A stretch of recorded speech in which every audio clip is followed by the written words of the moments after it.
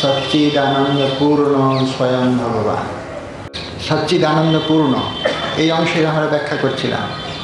একই চিৎশক্তি তার ধরে তিন রূপ, এই অংশে ব্যাখ্যা করছিলাম। সচ্চিদানন্দ স্বরূপ স্বয়ং ভগবান। সদ্ঘন, চিদ্ঘন, আনন্দঘন, বিজ্ঞান ঘন, ভক্তি যোগৈক রসে তিষ্ঠতি। ঘন শব্দের অর্থ হল মূর্তি, ঘন শব্দের অর্থ হল কাঠিন্য। সাধারণত সৎ ঘন হয় না, চিত ঘন হয় না, আনন্দ ঘন হয় না। খুব বড় বিশাল বিভু বস্তু সে ঘন হয়ে মূর্তি ধারণ করে না, তাহলে বিভূতির হানি হয়ে পড়ে। বিভু সবসময় বিভু, তার পরিচ্ছিন্ন পরিমাণ না। পরিচ্ছিন্ন পরিমাণ হল মধ্যমাকার, যেটি আমাদের দৃষ্টির গোচর, আমাদের ইন্দ্রিয়ের গোচর হয়ে থাকে, একে পরিচ্ছিন্ন পরিমাণ বলে। ভগবানের সমস্ত তত্ত্বটাই হলো অপরিচ্ছিন্ন, তা আমাদের দৃষ্টি বা কোনো ইন্দ্রিয়ের গোচরীভূত নয়। বিভু পদার্থ কোনো দিন পরিচ্ছিন্ন হয় না, তাহলে বিভক্তির হানি হয়ে পড়ে। এটি হলো ব্রহ্মের পূর্ণতার মাত্রা। তার মানে তিনি তখন পরব্রহ্মরূপে অধিষ্ঠিত হন। কিন্তু ব্রহ্ম যখন বিভক্ত থেকেও পরিচ্ছিন্ন হন, তিনি পরিধি শূন্য থেকেও যখন পরিধি পূর্ণ হন, তিনি অপরিচ্ছিন্ন হয়েও যখন পরিচ্ছিন্ন হন, তখন তাকে পরব্রহ্ম বলে না, তখন তাকে পূর্ণ ব্রহ্ম বলে। আর পূর্ণ ব্রহ্ম তখন সক্রিয় সলীল হয়, পরব্রহ্ম নিষ্ক্রিয় নির্লীল হয়। আমরা যে অংশে ব্যাখ্যাতে এসেছি সেখানে সক্রিয় সলীল সাকার ব্রহ্মের স্বরূপ পরিচয় করতে হবে। কিন্তু সাকারত্ব নিতে গেলে নিরাকারত্বের খুব প্রয়োজন, সক্রিয়ের পূর্বে নিষ্ক্রিয়তার খুব প্রয়োজন, পরিচ্ছিন্নের পূর্বে বিভক্ত বা অপরিচ্ছিন্নের খুব প্রয়োজন। নাহলে তার সততা মানে সত্তা আমরা নির্ণয় করতে পারবো না। বিভু না হলে তো সত্তা থাকে না। কথাগুলো খুব কঠিন মনে হচ্ছে, অন্তত আমার তো খুব কঠিন লাগছে, কেননা এই শব্দগুলো এইরকম, এই শব্দগুলো দিয়ে এইরকম করে বুঝতে হবে। বিভু না হলে তার সত্তা নির্ণয় করা যায় না। সত্তা তো তাকেই বলে, সব জায়গায় তার অবস্থিতি। বিভু না হলে স্থিতি হবে কি করে? ক্ষুদ্রকায় যখন হবে, পরিচ্ছিন্ন যখন হবে, তাহলে সত্তা থাকবে না। সেই জন্য বিভূতটাকে মানতে হবে। ভগবান হল বিভু পদার্থ। ঈশ্বর সর্বভূতানাং হৃদ্দেশে। অর্জুনটা না হয় আমরা কেটে দিলাম, বাদ দিয়ে দিলাম। যদি অর্জুনকে সম্বোধন করে নাও বলেন, তাহলেও ঈশ্বরের নির্ণয় কী করে করতেছে? হৃদ্দেশে তিষ্ঠতি। অর্জুনটা সরিয়ে দেন। ঈশ্বর সর্বভূতানাং হৃদ্দেশে তিষ্ঠতি। যেহেতু অকর্মক ধাতু, সমস্ত জীবে হৃদ্দেশে আছেন। যদি পরিচ্ছিন্ন হতেন, মধ্যমাকার হতেন, তাহলে কি সব জীবের হৃদয়ে থাকতে পারতেন? নাকি তিনি ঈশ্বর হতে পারতেন? ঈশ্বর হতে গেলে তার সর্বনিয়ন্ত্রণ ক্ষমতায় থাকতে গেলে তার বিভক্তির খুব প্রয়োজন, তার ব্রহ্মত্বের স্বীকারের খুব প্রয়োজন। ঈশ্বর সর্বভূতানাং হৃদ্দেশে তিষ্ঠতি। এই কথা বলা হলো না যে সব জায়গায় আছে। যারা যারা জীব, তাদের হৃদয়ে অন্তর্যামী দেবতা আছে। অন্তর্যাময়তি স অন্তর্যামী আত্মা সব জীবের হৃদয়ে আছে। আমরা যদি একটু বুদ্ধিটাকে কুটিল করে দিই, সব জীবের হৃদয়ে তো থাকেন, তাকে অন্তর্যামী আত্মা বলে। তাহলে ঘটপটা দিয়ে অর্বাচীন এই বস্তুর ভিতরে থাকবে না। হৃদ্দেশ বলার অর্থ এটা বোঝালো না যে যারা যারা সচেতন জীব, জীবন্ত প্রাণ আছে যাদের, তাদের হৃদয়েই থাকে, আর অপরের হৃদয়ে থাকে না, এই কথা বলা হলো না। কেননা তাদের আমরা যদি বলি কেন হলো না? হৃদ্দেশ তাদের নেই। হৃদ্দেশ যাদের আছে, হৃদয়ে যাদের আছে, হৃদয়ান্তর্বর্তী ভগবান অন্তর্যামী রূপে থাকেন। এটাই তো সরলার্থ। ওই জন্য ওটা অর্থ ঠিক হলো না। ঠিক হবে কী করে? বলে হৃদ্দেশে, হৃদ্দেশ মানে অন্তঃস্থলে। সমস্ত বস্তুর অন্তঃস্থলে আছে। জড় হোক, চেতন হোক, প্রাণী হোক, উদ্ভিদ হোক, যে কিছু হোক, স্থাবর হোক, জঙ্গম হোক, তির্যয় হোক, সর্বত্রই অন্তঃস্থলে। কেননা সত্তার এটাই নিয়ম, সব বস্তু অনুপ্রবেশ হয়ে থাকে। বাইরে যা দৃশ্য হয় এটাই তো জড় দৃশ্য হয় মাত্র। এই যে আমাদের দেহটার দৃশ্য হচ্ছে না, আমরা দেহ এতই অন্যায় ভান হয়েছে, আমাদের মিথ্যা ভান হয়েছে দেহটাই আমি। আসলে দেহটা তো জড়, এটা তো মরা দেহ। এদের এই দেহগুলির ভিতরে অন্তঃস্থলে আছে, মানে অন্তঃস্থলে এত ভিতরে আছে, এত অন্তরে আছে, এত অন্তরে আছেন না, তাকে আমরা ঠিক নির্ণয় করতে পারি না। কি করে নির্ণয় করি? কাজ দিয়ে, চোখ দিয়ে দেখছি, ইন্দ্রিয়গুলো দিয়ে আমরা যেমন যেমন ব্যবহার করছি না। ওই অন্তর্যামী যদি না থাকতো, আত্মা যদি না থাকতো, অনুপ্রবেশ যদি না হতো, তাহলে আমরা জড় চেতন মাত্র। তিনি আছেন বলেই আমরা চেতন। সব জীবের হৃদয়ে আছেন, শুধু জীবের না, সমস্ত জগতের ভিতরে আছে। এই যে স্থাবর জঙ্গমে এত গতাগতি দেখছি না, ষড়ঋতু চক্র দেখছি না, আকাশে নক্ষত্র দেখছি না, এই বিচিত্র ব্রহ্মাণ্ডের কি বিচিত্র সৃষ্টির রহস্য দেখছি না, এর ভিতরে এক বিপুল শক্তি কাজ করছে, এক বিশাল শক্তি কাজ করছে, যার ফলে আপনি ষড়ঋতু চক্র, বর্ষচক্র, সূর্যের গতাগতি, চন্দ্রাদি নক্ষত্রাদির গতাগতি হয়ে চলেছে, যেন অলক্ষ্যে কোনো শক্তি কাজ করছে। আমাদের হৃদয়ে যেমন আত্মা আছে না, তার শক্তিতে শক্তিমান হয়ে আমরা বাইরে দেখতে পাচ্ছি, হাতগুলো নড়ছে, আমরা জীবন্ত হয়ে সমস্ত কর্ম করতে পারছি, বুদ্ধি দিয়ে বুঝতে পারছি, জ্ঞান অজ্ঞান সব নির্ণয় করতে পারছি। আসলে মরা দেহটা করতে পারে না, সব কিছু থাকলেও করতে পারে না, যেহেতু সেই আত্মা অন্তর্যামী নাই, তো অনুপ্রবেশ সত্তা নাই। কীরকম জানেন? আমরা যখন ঘুমাচ্ছিলাম তখন আত্মা আছে, নাহলে ঘুম হবে না, মরা দেহ ঘুমায় না, তখন আত্মা আছে। আত্মার সত্তা যদি না থাকতো, নিদ্রা কি আসতো? ঘুম হতো কি? যদি আত্মা বের হয়ে যেত না, কোনোদিন জাগতাম না। জাগ্রত অবস্থাতেও আত্মা আছে, ঘুমন্ত অবস্থাতেও আত্মা আছে, আর সুষুপ্তি অবস্থাতেও আত্মা আছে। সুষুপ্তি মানে কি? গাঢ় নিদ্রা, মানে একেবারে গাঢ় সুক্তি, একটু উপসর্গ দিয়ে দিন, সুষুপ্তি, গাঢ় নিদ্রা, সুখমহম স্বপ্ন ন কিঞ্চিৎ অবিদুষম। স্বপ্নেতে স্বপ্ন জগতের মধ্যে আমরা বিচরণ করি। এমন একটা জগৎ আছে, সেখানে স্বপ্ন নাই, আরো গভীরে আত্মানুসন্ধান হয়। আত্মা তো পরম সুখের আলয়, সেইখানে যখন স্পর্শ হয় না, তখন সুখে ঘুমিয়েছিলাম, কিছুই জানতে পারি না, একে বলে সুষুপ্তি। সুষুপ্তির দশাতেও আত্মা আছে, জাগরে আত্মা, নিদ্রাতেও আত্মা। এই তিনটি অবস্থাতে আমাদের আত্মা আছে, এই আত্মার অনুপ্রবেশ। অথচ তিনটি বৃত্তি বাইরে দৃশ্য হতেছে আলাদা আলাদা রূপে, একটা নিদ্রা, একটা জাগর, আর একটা সুষুপ্তি দশা। আত্মা আছে, একই জল, কিন্তু বৈজ্ঞানিক বিজ্ঞানী কি দেখে, একই জল, জল যখন খুব ঠান্ডা এসে গেল, বরফ হয়ে গেল, বরফের ভিতরেও জল। যখন আখের ডাটার ভিতরে এলো না, তখন মিষ্টি হয়ে গেল জল।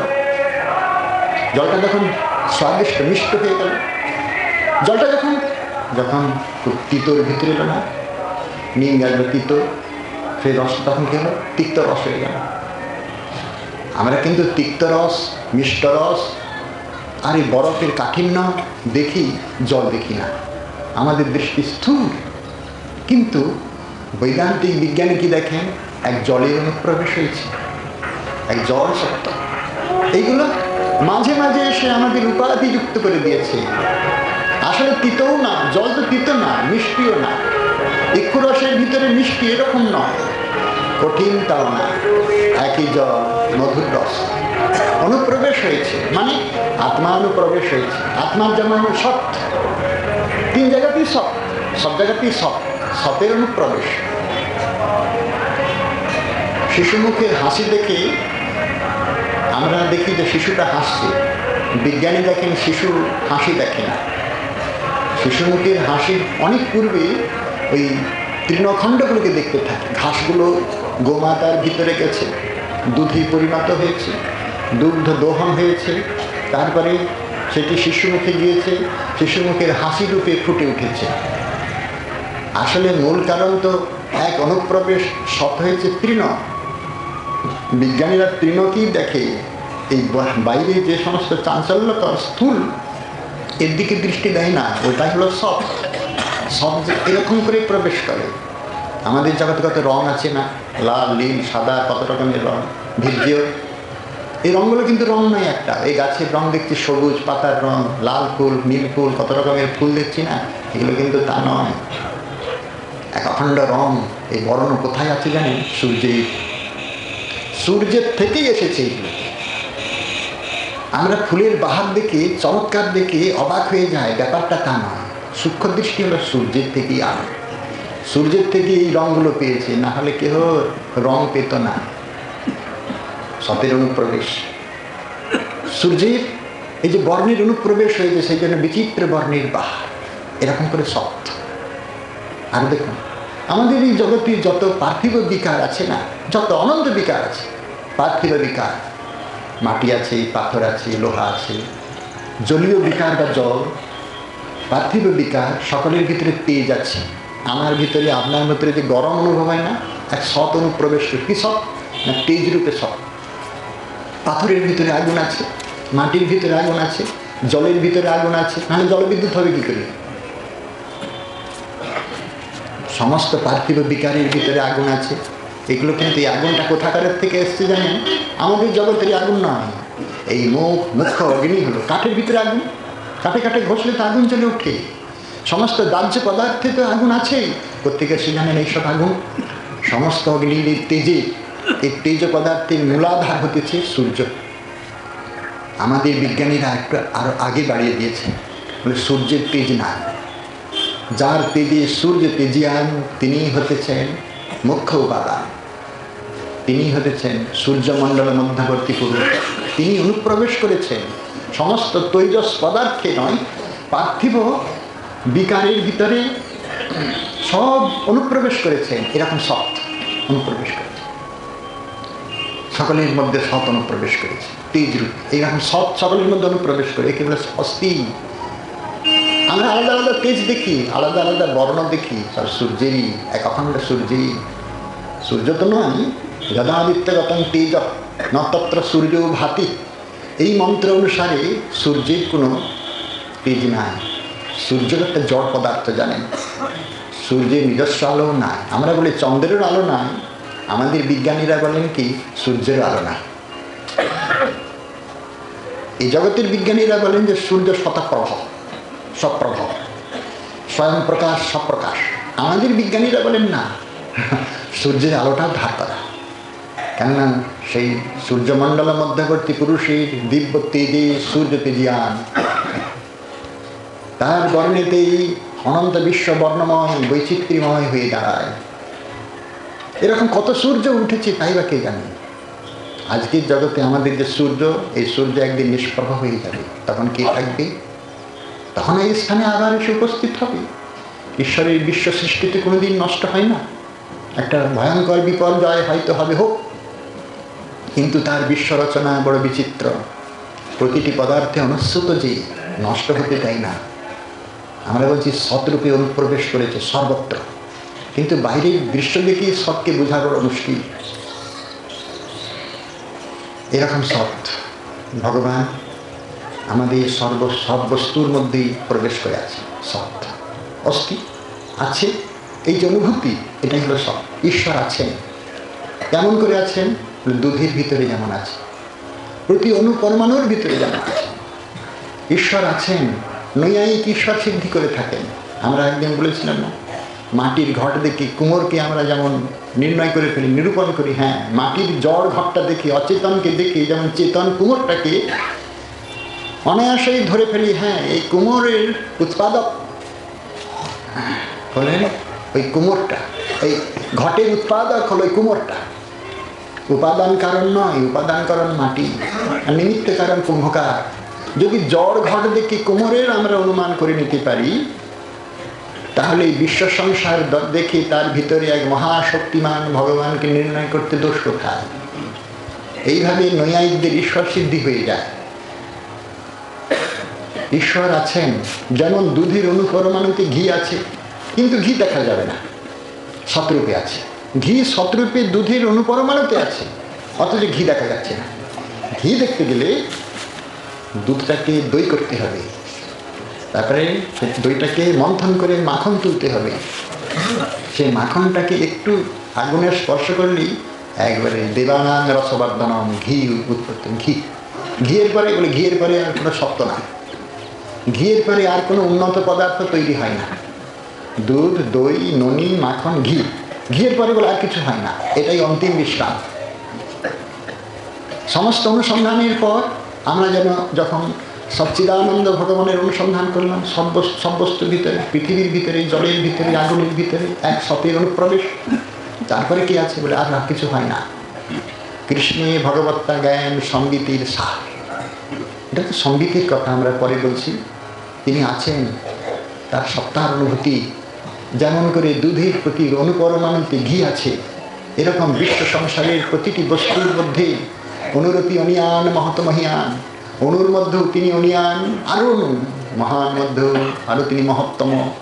এমন যে তার স্থিতি, এমন যে তার প্রকৃতি, এ হলো সত্যের অনুপ্রবেশ। সৎ ভগবান সৎ, চিৎ আনন্দ। এবার চিতের কথা শুন। সদ্ব্যাপ্তি, চিৎব্যাপ্তি, আনন্দ ব্যাপ্তি, না তো সচ্চিদানন্দ হবে না। সচ্চিদানন্দ পূর্ণ কৃষ্ণের স্বরূপ। সদ্ব্যাপ্তি, চিৎব্যাপ্তি, আনন্দ ব্যাপ্তি, চিৎব্যাপ্তি। যেমন বলছেন কি একই চিৎশক্তি তার ধরে তিন রূপ। তার অন্তরঙ্গা শক্তি চিৎশক্তি, সন্ধিনী, সম্বিত আর রাধিনী, তিন শক্তিরূপে প্রকাশ পেয়েছে, অভিব্যক্তি হয়েছে। একই চিৎশক্তি, আলাদা আলাদা নয়। তিনটে শক্তিকে আলাদা আলাদাভাবে এরকম না, প্রকাশের ভিন্নতায় এরকম নাম দেওয়া হয়েছে মাত্র। এখন আমরা চিৎব্যাপ্তি দেখব। সদ্ব্যাপ্তির পরে চিৎব্যাপ্তি। চিৎ সম্বন্ধে গতকাল বলেছিলাম,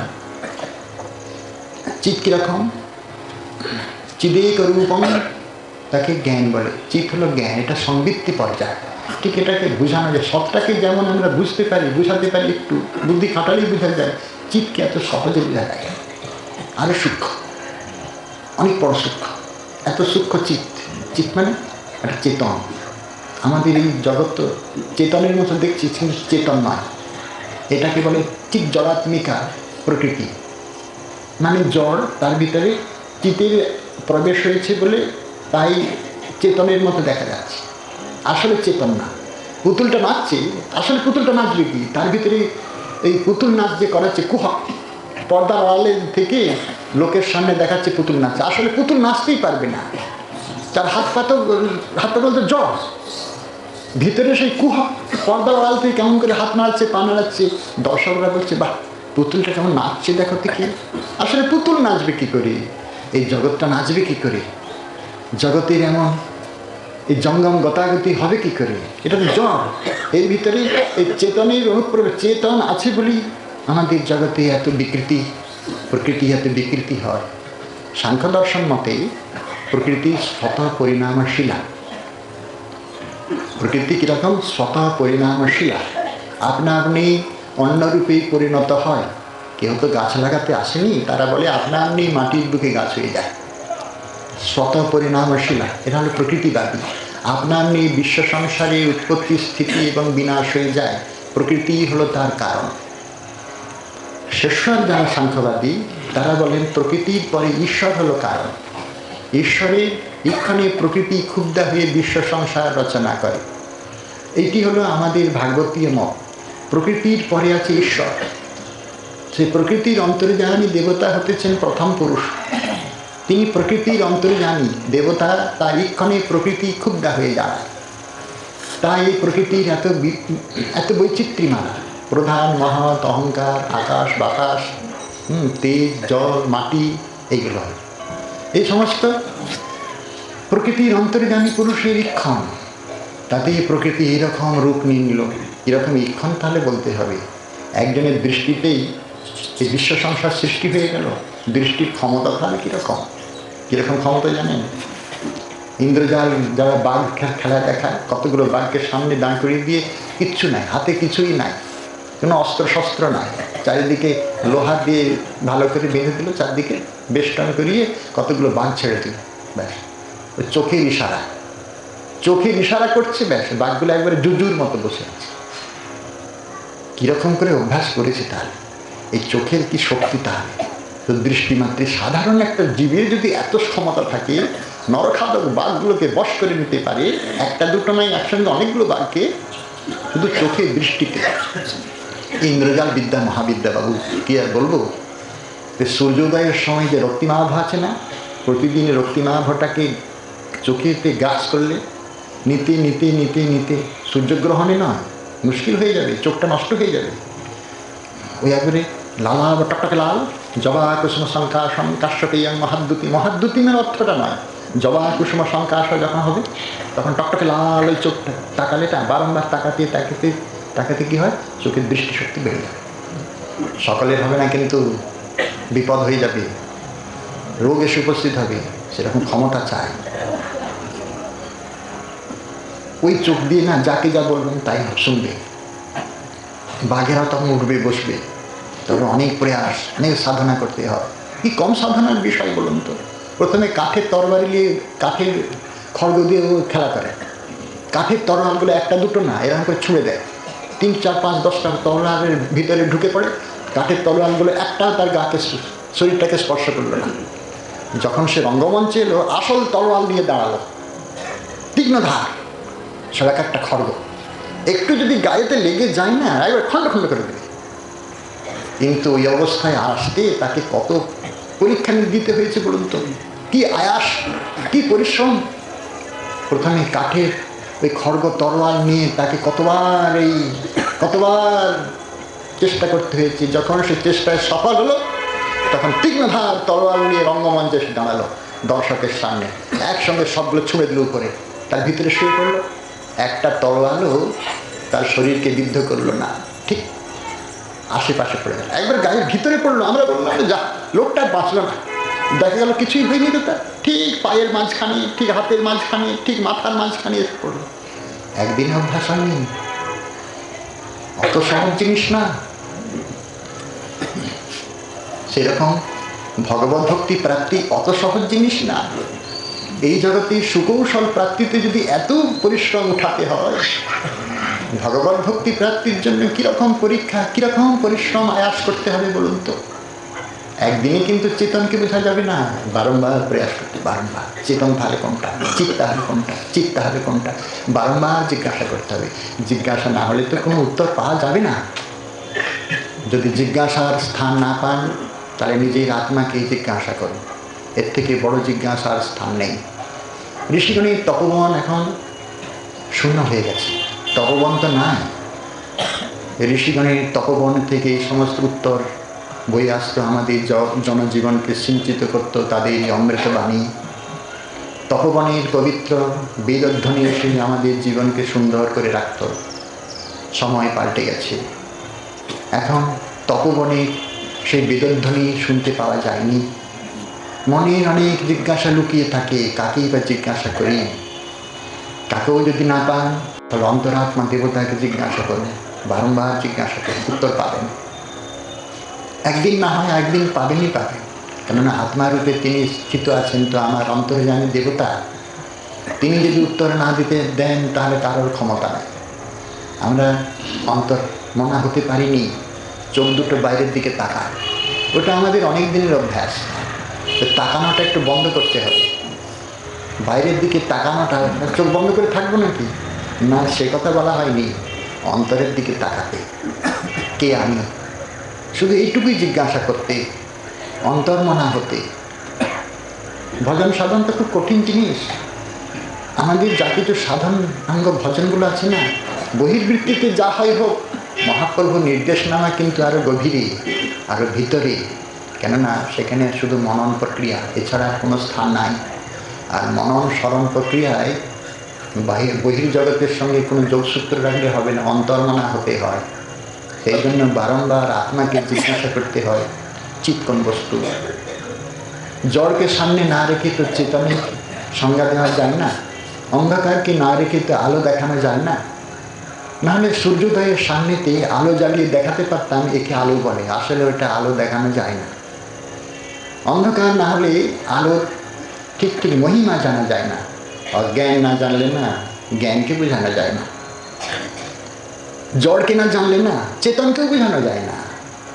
এই জগৎ জড়, এই জগৎ জড়, এর ভিতরে চেতনের প্রবেশ হয়েছে বলে চেতন বলে অনুভূত হয়। পুতুল খেলা বললাম, আসলে এটা জড়, চিৎ জড়াত্মিকা প্রকৃতি জগৎ। চেতন অনুপ্রবেশ করে যে চিৎ, একে আমরা সংবৃত্তি জ্ঞান বলে থাকি। জ্ঞান কেমন করে হয় জানেন? আমাদের বহু বিষয়ে জ্ঞান আছে, জ্ঞানের ছোট ছোট সমস্ত সংবেদন এগুলো। আসলে যে স্থানে গ্রন্থকার আমাদের নিয়ে চলেছেন সেই স্থানটা অনেকটা দূরে, এত দূরে হাত বাড়িয়েও পাবো না। কেন দিকচক্রবাল রেখাকে হাত দিয়ে স্পর্শ করা যায় না। হ্যাঁ, কৃষ্ণেই ভগবত্তা সম্বিত, হ্যাঁ ভগবত্তা জ্ঞান সম্বিতের সার বাবা।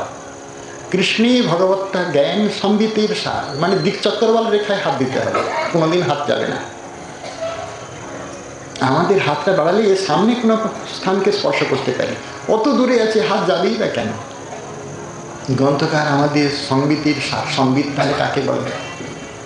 সার তো পরের, আগে অসারটা না জানলে সার জানবো কী করে? সাধারণত জ্ঞানকে বোঝানো যায় না। অজ্ঞান পাশে না রাখলে, অন্ধকার না পাশে রাখলে যেমন আলোকে বোঝানো যায় না, ঠিক সেই রকম অজ্ঞান। অজ্ঞান, সবই অজ্ঞান, মানে কিচ্ছু না, জড়, অজ্ঞান, অচেতন, অবিদ্যা, অন্ধকার, অজ্ঞান, এইগুলো ঠিক ঠিক জানি, ঠিক উল্টোটা বোঝানো যাবে। হয়েছে কি, দীর্ঘুর বই বারণী পিতরম উপসার। শ্রুতি বলছেন কি, ভৃগু ব্রাহ্মণ কুমার সে বরুণ পুত্র পিতার কাছে গেলেন। পিতা বললেন, ব্রাহ্মণের কুলে জন্ম নিয়েছিস বাবা, ব্রহ্মবিদ্যা লাভ করতে হবে, নাহলে জীবন সার্থক নয়। আমাদের ভাগবতেও আছে, ব্রাহ্মণস্য দেহয়ং ক্ষুদ্র কামায় ন কল্পতে কৃচ্ছায় তপস্যে প্রত্যানন্তে সুখায় আছে। ভগবান ব্রাহ্মণের কুলে জন্ম দিয়েছেন কেন জানেন?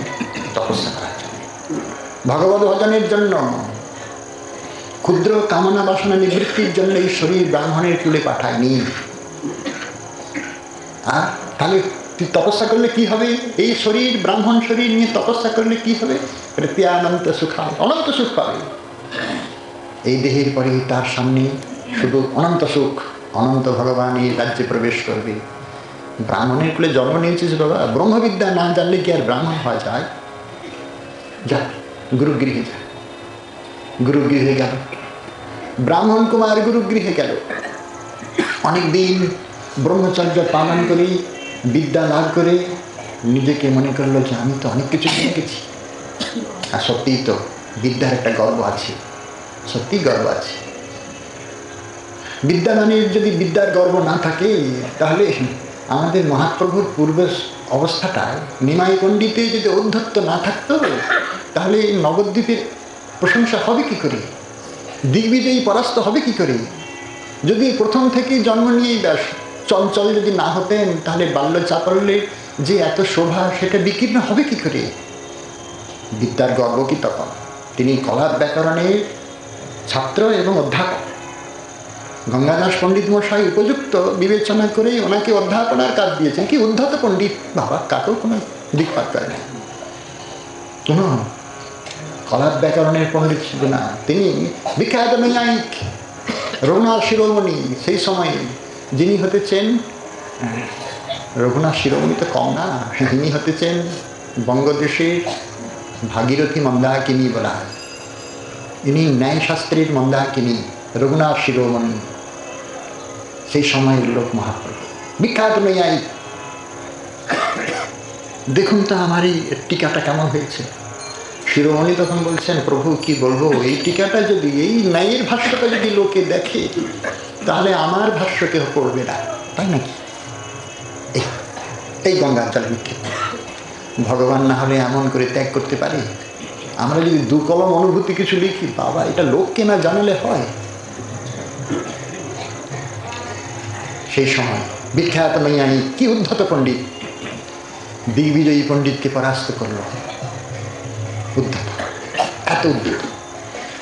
নবদ্বীপের কি মহামহিমা! নবদ্বীপের মহিমা বরাবরই আছে, এখন সময় নয়। সেই সময়ের কথা। তারপরের সময় যেন বিদ্যার কেন্দ্রস্থলে এসে উপস্থিত হল নবদ্বীপ প্রাঙ্গণে। বলা হতো বাংলার বিদ্যা কেন্দ্র। হ্যাঁ, যেমন অক্সফোর্ড বিশ্ববিদ্যালয় হলো সমস্ত বিদ্যার কেন্দ্রস্থল, আমাদের বাংলার কেন্দ্রস্থল হলো বিদ্যার কেন্দ্রস্থল নবদ্বীপ। নবদ্বীপে পড়িলে সেই ভক্তিরস পায়। পরবর্তী অধ্যায় তো অন্য প্রকারে। আমরা যে প্রসঙ্গে বলছি কি এই চিৎ বস্তু, চিৎ জ্ঞান, জ্ঞানং চিদেক রূপম, জ্ঞানং চিদেক রূপম। তার মানে অজ্ঞান, অন্ধকার, অবিদ্যা এইগুলোর পাশে জ্ঞানকে বোঝাতে হয়, নাহলে বোঝানো যায় না। তাই জ্ঞান সংবৃত্তি পর্যায়ে জানতে হয়। কীরকম সেটা কীরকম জানেন? সেটা হলো ছোট ছোট আমাদের যে জ্ঞান হয়, ঘটক জ্ঞান, পটক জ্ঞান, এইরকম যে জ্ঞান হয় এগুলো জড়ক জ্ঞান হয়, চিৎ জ্ঞান হয় না। চিৎ জ্ঞান হলো আত্মজ্ঞান। ব্রাহ্মণের ছেলে, সেই ব্রাহ্মণ পড়তে গেল চিৎ জ্ঞান লাভের জন্য। চিৎ জ্ঞান, আমাদের এই জ্ঞান তো কম না, এক একজন পিএইচডি করে বসেন, কিন্তু এই জ্ঞানেতে কোনো লাভ হবে না। চিৎ জ্ঞান তো পাই না। চিৎ বিজ্ঞানীর পাশে তো যাইনি, জড়বিজ্ঞানীর পাশে গিয়ে জড়জ্ঞান লাভ করেছে, বহু জ্ঞান লাভ করেছে, কিন্তু চিৎ বিজ্ঞানীর কাছে যায়নি। রূপ সনাতন আচার্যগণ হতেছেন, ব্যাস বশিষ্ঠ পরাশর আচার্যগণ হতেছেন, এরা চিৎ বিজ্ঞানী। এদের স্পর্শ হলে সঙ্গে সঙ্গে চিৎ এসে যাবে। যেমন সুইচটা টিপলেই একবারে সময় লাগবে না, একবারে মোটেই সময় লাগবে না, সঙ্গে সঙ্গে কারেন্ট এসে গেছে। এদের স্পর্শ হলে সঙ্গে সঙ্গে চেতন। এরা সব চিৎ বিজ্ঞানী। এদের কাছে যায়নি। গুরুদেবের কাছে গিয়ে ব্রাহ্মণ কুমার বহুদিন ব্রহ্মচর্য অবলম্বনে বিদ্যা লাভ করলো। বড় অহংকার।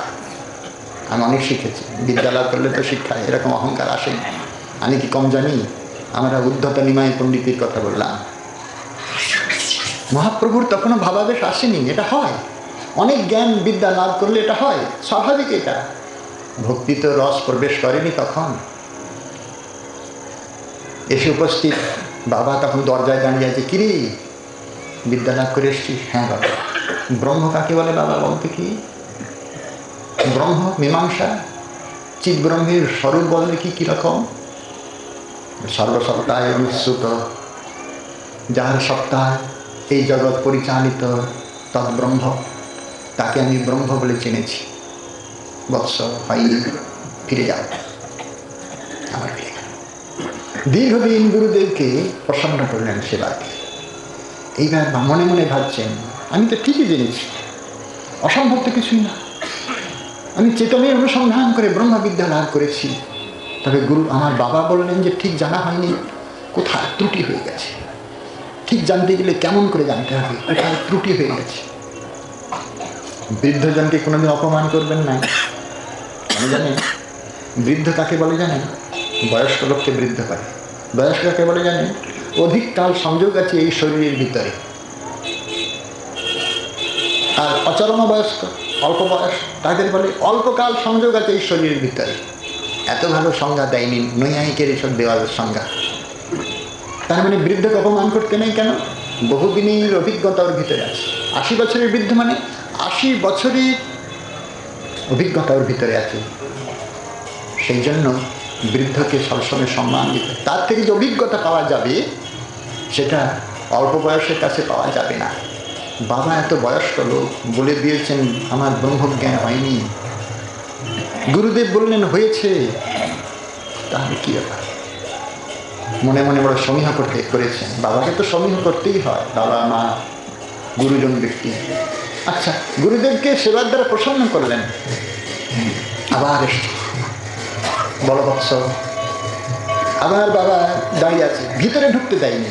বলে দিয়েছেন ব্রহ্মবিদ্যা না হলে কিন্তু আমি ভিতরে ঢুকতে দেব না। এই চিৎ জ্ঞান না হলে কিন্তু এই ঘরের ভিতরে প্রবেশ অধিকার নাই। ব্রহ্মজ্ঞান হওয়া চাই। বলবৎস, কিভাবে তুমি ব্রহ্ম নির্ণয় করেছ? বলছেন, হে পিতর, কি বলবো? যার সত্তায় সত্তাবান শুধু না, তিনি চেতনের চেতন, সত্তার সত্তা, যিনি সর্বত্র অবস্থিত, সেই তিনি বিভু অথচ মধ্যমাকার। এইভাবে আমি ব্রহ্ম নির্ণয় করেছি। বাবা বলছেন হয়নি, ফিরে যাও। ব্রহ্মীর স্বরূপ যথাযথ লক্ষণ করল। আমি তো অনুভব করেছি গুরু কৃপায়, গুরুদেবকে দীর্ঘদিন সেবার দ্বারা সন্তুষ্ট করেছে, এখনো হলো না, আর দীর্ঘদিন গুরুদেবকে সন্তুষ্ট করলেন। কেন জানেন? বিদ্যা লাভ করতে গেলে অমোঘ উপায় হতেছে গুরু শুশ্রূষা বিদ্যা। এটা প্রথম। গুরুদেবকে শুশ্রূষার দ্বারা যদি সন্তুষ্ট করা যায়, বিদ্যা লাভ হয়। দ্বিতীয় উপায় পুষ্কলেন ধনেন বা। তৃতীয় উপায় অথবা বিদ্যয়া বিদ্যা, চতুর্থী নৈব পদ্ধতি। চতুর্থ উপায় নাই, প্রথম উপায় কিন্তু এটা শ্রেষ্ঠ উপায়, গুরু শুশ্রূষা বিদ্যা। গুরুদেবকে প্রসন্ন করে শুশ্রূষার দ্বারা প্রসন্ন করে তবে বিদ্যা লাভ হয়। বহু ধন ব্যয় করে বিদ্যা লাভ হয়। বড় লোকের ছেলে বিদেশে গিয়ে অনেক পড়াশোনা করতে পারে, আর অল্প বিদ্যার দ্বারা তার আলো দিয়ে অধিক বিদ্যা গ্রহণ করা নিজের চেষ্টা। কিন্তু এটা তৃতীয় উপায়। প্রথম এবং শ্রেষ্ঠ উপায় হলো গুরুদেবকে শুশ্রূষার দ্বারা সন্তুষ্ট করা। নিষ্কপটে সন্তুষ্ট করেছেন গুরুদেব। এবারে অতি প্রসন্ন চিত্তে তাকে ব্রহ্মবিদ্যা দিলেন। ব্রহ্মবিদ্যা পেয়ে আর সে স্থির থাকতে পারে না।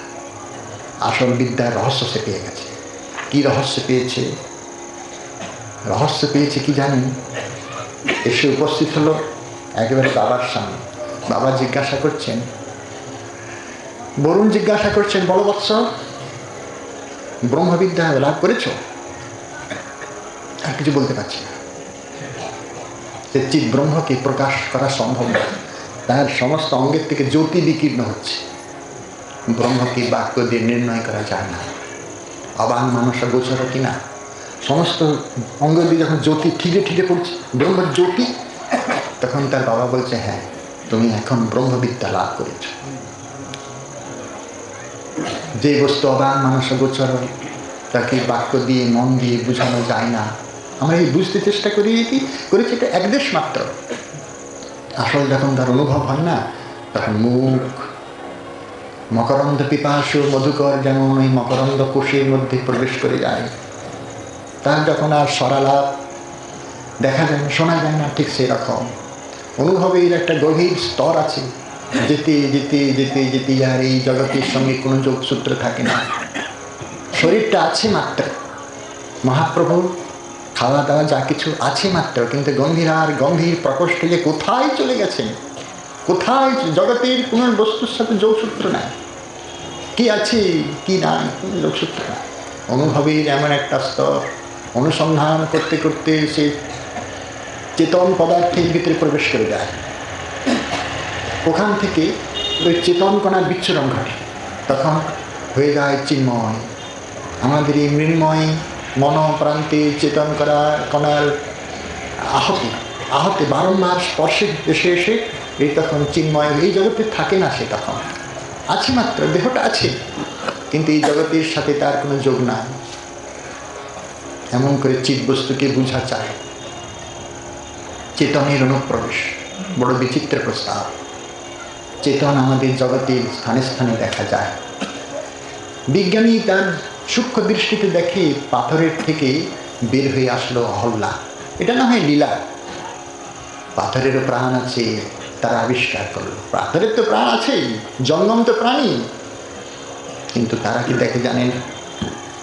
চেতনের আবিষ্কারী, সচ্চিতের আবিষ্কারী শুকর দেখে না। শুকর মূর্তি ভগবান সচ্চিত, এটাকেই দেখে, শুকর দেখে না। আমরা যদি দেখতাম শুকর, আমরা দেখতাম মৎস্য, আমরা দেখতাম কূর্ম কচ্ছপ, কিন্তু তারা দেখে, তাদের অভ্রান্ত সূক্ষ্ম দৃষ্টি, তারা দেখে সচ্চিত আনন্দময়। তারা সেই চেতনের অনুসন্ধান করে কিনা, বাইরের ওই দেহটার দিকে তারা তাকায়নি। যেমন গাছটাকে রাখা হয়েছে, লতাটা অন্ধকার ঘরে থাকার পরে যেখান দিয়ে আলো আসে না, সেখান থেকে সে বের হয়ে যায়। এই চেতনের অভিব্যক্তি তো কি, চেতনের উন্মাদনা এরকম না। হ্যাঁ, যখন নিশাদল প্রয়োগ হয়, নিশাদল প্রয়োগ হবার সাথে সাথেই এই মত্ততা এনে দান করা। আসলে কিন্তু গুড় আর ভাত পচিয়ে তার সঙ্গে নিশাদল দেওয়ার সাথে সাথে মদ তৈরি হয়। একটা সুস্থ মানুষকে এমন বিকৃত করে তোলে, কি চেতন বাবা, নেশাগ্রস্ত করে তোলে, এইরকম সব চেতন, সূক্ষ্ম সূক্ষ্ম চেতন। এ তো আমাদের জড় চেতন, ব্রহ্মচিৎ না। ব্রহ্মচিৎ আরো গভীর অনুসন্ধান করতে হবে। এত সব চিৎ, এত সব জ্ঞান, আমাদের যখন জ্ঞান হয় তখন কি কিরকম হয়? আমাদের চিতের অভিব্যক্তি, চিৎ হলে কি হয়? আমরা বলেছি গতকাল, বলেছি কি জ্ঞানম নিবৃত্তি হয়ে যায়, গুণর্মি চক্রম। তিনটা গুণ, সত্তরজতম তিনটি গুণের প্রভাব। সপ্তগুণে প্রসন্নাত্মিকা, রজগুণে ক্ষোভাত্মিকা, আর তমগুণে নাশাত্মিকা বৃত্তি হয় আমাদের। কখনো প্রসন্ন, কখনো কিছু পাওনা, যশ প্রতিষ্ঠা, কিছু পাওনা ক্ষোভ উৎপত্তি হয়, তার মানে রজগুণের প্রভাব। দেশ হিংসা নষ্ট করে দেওয়া, এইগুলো হলো তমগুণের প্রভাব। তার দ্বারা তো আমাদের চিত্ত আহত হয়। যখন সত্যি চিত্ত অনুসন্ধান হবে না, তখন কি হবে? তখন হবে এই তিন গুণ চলে যায়, তিন গুণের প্রভাব থাকবে না। উর্মির কথা বলেছি আর চক্রের কথা বলেছি। এই সংসার সমুদ্রের 6টা উর্মি লহরী, এই তরঙ্গের দ্বারা আহত হতেছি। শোক, দুঃখ, ক্ষুধা, পিপাসা, জন্ম, মৃত্যু স্পর্শ করবে না। কি কি বিষম অবস্থা, কিরকম চেতন তাহলে! যার স্পর্শ মাত্রে এগুলো স্পর্শ করবে না, বলছেন না, সে শুদ্ধ আত্মা। আর হলো চক্র, ধর্ম, রাগ, সুখ, অধর্ম, দুঃখ এবং দেশ, 6টা চক্র উল্টো রীতিতে ঘুরছে, তাকেও সেও আমাদের স্পর্শ করতে পারবে না। তাকে বলে চিৎ। যদি সত্যি সত্যি জ্ঞান হয় তাহলে এইগুলো স্পর্শ করতে পারবে না। সেই জ্ঞানটা কিরকম? আত্মজ্ঞান। আমি কি শুধু মনঃসংযম করে আত্মজ্ঞান হলেই আর স্পর্শ করতে পারবে না। আশ্চর্য না? আশ্চর্য। একবার পরীক্ষা করে দেখুন না, এই জগতে আমার কেহ না। অন্তত পরীক্ষা 10 মিনিট 20 মিনিট কিছুক্ষণের জন্য পরীক্ষা করুন, এই জগতের সাথে আমার কোনো যোগ নাই। পরীক্ষা করুন, তাতে দোষ কি? একদিন তো যোগসূত্র কেটে দিতেই হবে। এখন থেকে সেটা অভ্যাস করলে দোষ কি? চোখ বুঝলে তো এমনিতেই চলে যাবে, আগের থেকে অভ্যাস করলে ভালো, তখন অত কষ্ট হবে না। যখন যোগসূত্র মনে প্রাণে একবারে ছিন্ন করে দিলেন, একবারে কেটে দিলেন, এরপরে বিমল আনন্দ অনুভব করবেন। কোনো চাহিদা নেই জগতে। এই অনুসন্ধান করতে গেলে মুখ্য বাধা হলো চাহিদা, বাসনা। একে যতক্ষণ না তাড়াতে পারছেন ততক্ষণ আপনি শান্তি পাচ্ছেন না। সমস্ত চাহিদাকে অতিক্রম করে চুপচাপ, সমস্ত সম্বন্ধকে অতিক্রম ছিন্ন করে চুপচাপ গোবিন্দের চরণ স্মরণ করে গোস্বামীপাদ লিখলেন কি, কৃষ্ণস্য পদে মনঃ কৃত্বা সেতে, কৃষ্ণস্য পদে মনঃ কৃত্বা সেতে। শোয়ার সময় কি করতে বলছেন? যে গোবিন্দের চরণে মাথাটা রেখে শুয়ে পড়ো। আমরা শুই কোথায়? বালিশে মাথা রেখে শুই। আসলে আমাদের আচার্য উপদেশ এরকম করছেন না তো। তিনি বলছেন কৃষ্ণস্য পদে মনঃ কৃত্বা সেতে, গোবিন্দের চরণে মনটা রেখে, মাথাটা রেখে, শুয়ে পড়ো। তাহলে কি হবে? বিমল আনন্দ অনুভব হবে। তখন চেতনের স্ফূর্তি হবে। তখন অনুভব করবেন ওই গুণ চলে গেছে, ওই উর্মি চলে গেছে, এবং তখন একটা সম্যক অনুভব হবে কি, ওই মায়ার যে 6টা বৃত্তি ওটা চলে গেছে। তখন আপনি একটা আনন্দের ইথার তরঙ্গে ভাসছেন। সেখানে কোনো শব্দ নাই, এই জগতে কোনো সম্পর্ক নাই, গন্ধ নাই, পার্থিব কোনো বিকার নাই। আপনি যখন চেতন অনুভূতিতে এক বিমল আনন্দ অনুভব করছেন, তখন ব্রহ্মের সত্তার একটা কণা আপনাকে এত আনন্দ দিবে না, যে আনন্দ জন্ম জন্মেও পাবেন না। একে বলে চিৎ। কিন্তু এই সমস্ত চিতের সার আমাদের যেতে হবে। সে সার এমন একটা, গ্রন্থকার এমন এমন কথা বলে দিয়েছেন, বলছেন কৃষ্ণে ভগবত্তা সার, ভগবত্তা জ্ঞান সম্বিতের সার। কৃষ্ণে ভগবত্তা জ্ঞান। এত কিছু জ্ঞান আমরা পেলাম, এই জগতের জ্ঞান, ছোট বড় যত জ্ঞান, কিন্তু ভগবানকে, শ্রী গোবিন্দকে স্বয়ং ভগবান বলে জানা, এটা হলো সব থেকে বড় জানা। আমরা তো ব্রহ্মজ্ঞানী, কর্মী, অনেক কিছু, অনেক অনেক, এমনকি ভক্তিবাদীর ভিতরে অনেক তার প্রকারভেদ। আসল জানা হলো কৃষ্ণে ভগবত্তা জ্ঞান সম্বিতের সার। ব্রহ্মজ্ঞানাদিক হয় তার পরিবার। আর যত আছে জ্ঞান বলে তার পরিবার। বলছেন না যে ওইগুলো নস্বাত, বলে ওইগুলো জ্ঞান, তবে আসল জ্ঞান হলো এষা বুদ্ধির বুদ্ধিমতা মনীষা চ মনীষিণা। এই হলো বুদ্ধিমান জ্ঞানীর বুদ্ধিমত্তা, মনীষীগণের মনীষা। জন্মত্তি না অমৃতেনিহ প্রাণতি মাম অমৃতম। এই অনিত্য শরীর দিয়ে আমাকে পাওয়া জানা এই হলো বুদ্ধিমানের বুদ্ধিমত্তা। এটাই হলো প্রজ্ঞা, একেই প্রতিভা বলে। সমস্ত কিছুকে অতিক্রম করে আমাকে পাওয়া, এটাই হলো জ্ঞানীর পুষ্কল পরিচয়। আমরা সেই পথে যাব।